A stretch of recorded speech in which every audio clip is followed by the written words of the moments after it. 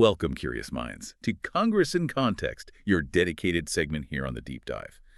Today, we're pulling back the curtain a bit on the often unseen gears of democracy. Our mission, to take the Congressional Record from Friday, August 22nd, 2025, and, pull out the most important nuggets of knowledge, give you a shortcut to being really well-informed. Because even on what looks like a quiet day in Washington, there's always fascinating stuff happening, or, groundwork being laid for future action that definitely affects all of us. So, let's unpack this. It's quite insightful, actually, because August 22nd was primarily what we call a pro forma session for both the House and the Senate. These are really brief, mostly procedural meetings. They're designed to fulfill constitutional obligations like preventing a recess from going longer than 3 days, but without actually doing significant legislative business. It's pretty standard practice during congressional recess periods. It just ensures the institution stays technically in session. Okay, right. So less about making laws right then and there, and more about keeping the engine warm, ready to go if needed. What did that actually look like on Friday? Exactly. So on August 22nd, the House, they convened just after 9 a.m. Speaker pro tempore Mrs. Kiggans of Virginia called them to order. Their session was incredibly brief, wrapped up in about 2 minutes. 2 minutes. Yeah. And the Senate was even quicker. They met at 9:0101 a.m. The Honorable James Lankford of Oklahoma was acting as president pro tempore. They adjourned just 26 seconds later. Wow. Blink and you'd definitely miss it. You really would. It just highlights how much of governing happens in these, very precise, often unnoticed moments. Absolutely. Yeah. But even in these super short sessions, new ideas, new proposals, they're still flowing into the system, right? And this is where it gets really interesting, I think. Seeing members use these moments to introduce new public bills, kind of planting seeds for future debates. Looks like we saw, over 24 new proposals submitted just on that one day? Okay, let's start with international relations and defense. We saw H.R. 5313 introduced. This one's aimed at improving the AUKUS partnership. That's, of course, the big security pact with Australia, the UK, and the US. What really jumps out is the sponsorship list. Mr. Amo, Mr. McCall, Mr. Courtney, Ms. McBride, Mr. Zink. That's, pretty bipartisan. It went to the Foreign Affairs Committee. That kind of cross-aisle support, that usually means something, doesn't it? Signals maybe a better chance of moving forward. Oh, definitely. On issues like national security, foreign policy, especially something as foundational as AUKUS, that bipartisan consensus is, it's paramount. It allows for continuity, sends a stronger message globally. It really shows how these bills are laying down long-term strategic groundwork. Makes sense. And then, from global security, the focus can just pivot completely, right, to very specific domestic stuff, like take tech and national security. H.R. 5022, introduced by Mr. Krishnamurthy, Mr. Bera, and Mr. Kuda.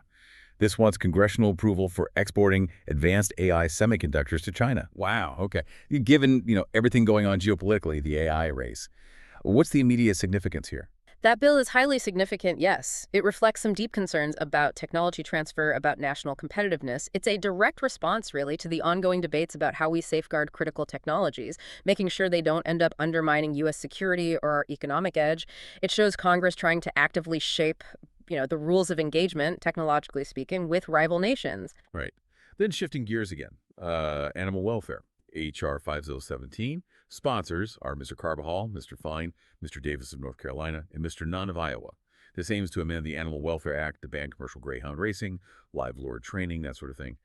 Another bipartisan effort, interestingly, referred to the Agriculture Committee, addresses a very specific, often quite passionate public concern.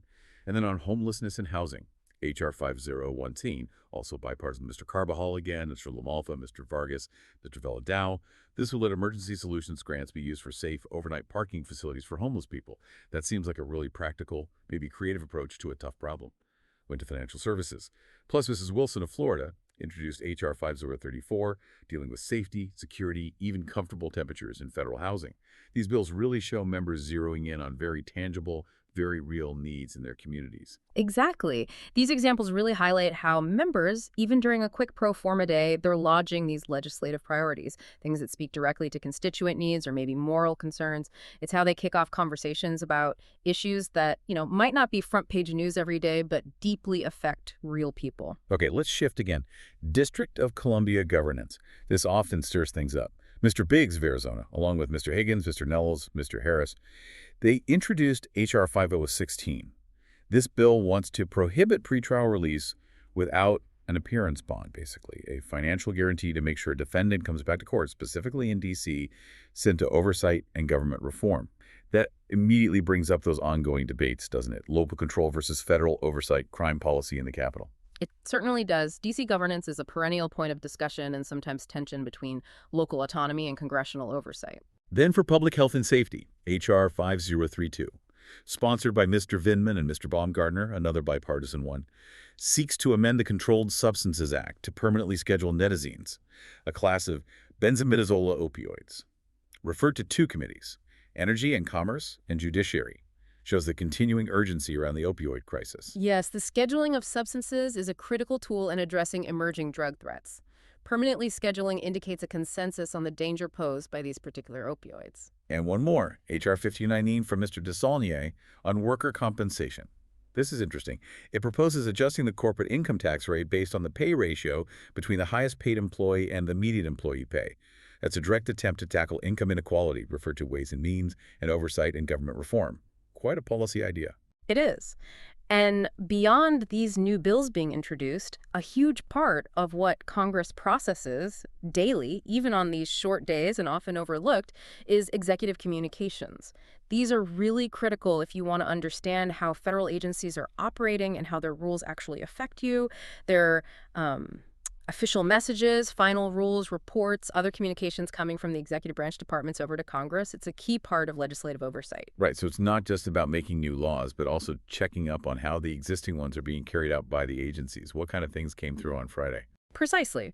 For instance, the Food and Nutrition Service, part of USDA, sent over multiple final rules. They related to programs like Summer EBT, the Child and Adult Care Food Program, National School Lunch Program. Mostly these rules were about rescinding old, obsolete provisions or data collection requirements, referred to the Education and Workforce Committee. It really shows a trend, maybe towards streamlining or even deregulation in some nutrition assistance areas. We also saw several communications from the Bureau of Ocean Energy Management at the Department of Interior, sent to natural resources. These included final rules on things like renewable energy leasing schedules, new protections for marine archaeological resources. There was even one titled, Restoring Names That Honor American Greatness, Gulf of America. These definitely reflect ongoing shifts, different priorities in environmental and resource management policy. Interesting. What else? And then from the Department of Transportation through agencies like the FAA for aviation, FHWA for highways, there was a whole flurry of updates referred to transportation and infrastructure.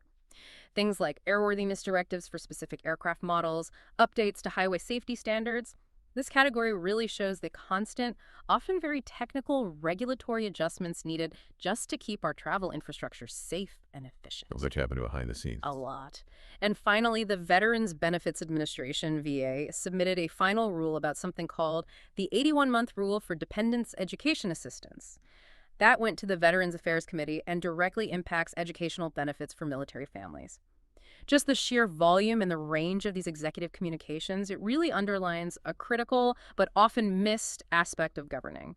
Significant policy shifts often happen through these quiet administrative changes, not just the big laws everyone talks about. It's a powerful reminder that the federal bureaucracy is constantly shaping policy that impacts, well, everyone. So we've got the formal lawmaking process kicking off with new bills and these executive actions being processed. But Congress isn't just rules and regulations. It's also about representation, connection. Which brings us to the extensions of remarks. This is where members get to formally recognize people back home, local events, important milestones. It's kind of the human side, showing how they connect with their communities. That's a great way to put it. It personalizes the institution. Yeah, like on the public service and law enforcement side, Representative Blake Moore of Utah honored Sergeant Lee Sorensen and Officer Eric Estrada. They were Tremonton Garland police officers tragically killed in the line of duty just a few days before, on August 17th.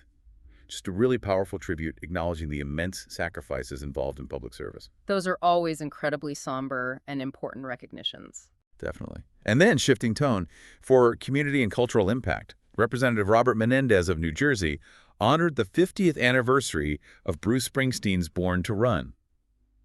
He highlighted Springsteen's philanthropic work, too, not just the music. It's about recognizing these cultural touchstones and their broader impact. Right, absolutely. Culture plays a huge role in our national identity and community life. And for business and philanthropy, Representative Janelle Bynum of Oregon recognized Tim Cook, the president of Clackamas Community College. Get this. He did an incredible 1,400-mile run to raise awareness and funds for students facing challenges like food insecurity, homelessness, just amazing stories. Truly inspiring. It showcases individual efforts being celebrated on a national stage. Right. And we should also mention we saw quite a few additional cost sponsors added to existing bills like HJRES. 115 got a bunch more names. That's more evidence of that ongoing legislative work, building support for bills already in the pipeline. Exactly. Those cost sponsorships show momentum building, or at least efforts to build it. These recognitions, these remarks, they're more than just formalities. They let members bring local stories, achievements, tragedies onto the national record, acknowledging the people and events that matter deeply back in their districts. It's a vital way for constituents to feel seen and heard by Washington, which, raises a good question. How do all these separate pieces, the new bills, the agency rules, these recognitions, how do they fit into the bigger picture? What does it all tell us about the legislative process itself? That's a crucial question because it helps us grasp the underlying mechanics, how our government actually works. One really fundamental piece is constitutional authority. For every single bill introduced, members have to cite the specific powers the Constitution gives Congress to act on that issue. Why is that step so critical? Well, it's fundamental. It acts as a check, first of all, ensuring Congress operates within its defined limits. And it's for transparency. It holds legislators accountable to the Constitution itself. For instance, H.R. 5029, that was Mr. Petronis's bill to codify the organization of the Navy's Blue Angels flight team. The citation was Article 1, Section 8, Clauses 11, 12, and 13. Those specifically grant Congress the power to declare war, raise and support armies, and provide and maintain a navy. So this practice clarifies the legal basis for the proposed law. It shows that even something like officially recognizing the Blue Angels has to be grounded in specific enumerated powers. Fascinating. So it's not just symbolic. Not at all. So yes, August 22nd was technically a pro forma day, no big votes, no floor debates, but that flurry of new bills, the intake of agency rules that represents real ongoing foundational legislative work. It's that quiet, continuous turning of the gears of government we mentioned earlier, laying the groundwork for whatever comes next. Okay, so what does this all mean for you listening right now? What can we expect to see develop from these introductions, these referrals? Well, for these newly introduced bills, the next step is typically referral to committees. That's where the real work can begin: hearings, markups, which is where they debate and amend the bill text, and maybe, eventually, getting reported out to the full House or Senate for a vote. And remember that bipartisan sponsorship we noted. For bills like H.R. 5013 on AUKUS or H.R. 5018 for the homeless parking facilities, that's often crucial. Bipartisan backing generally signals a better chance for those bills to actually move through the process and maybe become law. It shows where there might be some common ground already. Looking at the broader trends from just this one day's activity, the mix of bills shows Congress is still juggling a huge range of issues, right? National security, economic policy, social issues, that constant agency oversight. Absolutely. And the number of rescinded agency rules, we saw quite a few from USDA, for example, that suggests a continuous reevaluation happening. Maybe regulatory burdens, maybe shifting priorities within the executive branch itself. It really highlights how policy evolves, sometimes through big legislative acts, sometimes through these quieter administrative tweaks. So knowledge is power, as they say. How can you, our listener, actually engage with this stuff we've been talking about? Great question. First, you can easily find and read these bills and resolutions yourself. Resources like congress.gov are fantastic for this. You can look up a specific bill by its number, like H.R. 5013, the AUKUS one, read the full text, see its current status, who sponsored it, who co-sponsored it. It's all there. And it's not just about reading, right? You can actually contact your own representative or your senators. Let them know what you think about specific legislation we mentioned.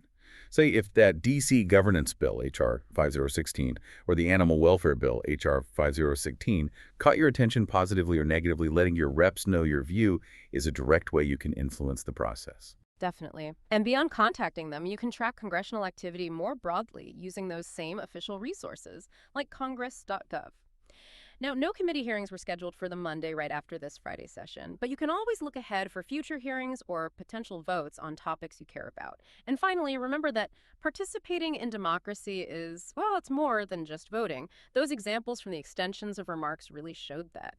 Community support efforts, cultural recognition, those incredible philanthropic acts like President Tim Cook's run for his students, These actions, recognized by Congress, they're vital parts of a healthy democracy. They show that your efforts in your own community can make a difference and even get noticed nationally. So true. Even on what seems like the shortest, quietest day for the House and Senate, those subtle gears of democracy just keep turning. They're setting the stage for future debates, future decisions that ultimately will affect all of us. Every bill introduced, every regulation tweaked, every community hero recognized, it's all a thread in this incredibly rich, complex tapestry of our nation's story. What will you discover when you decide to take your own deep dive into the details? Thanks for joining us on The Deep Dive.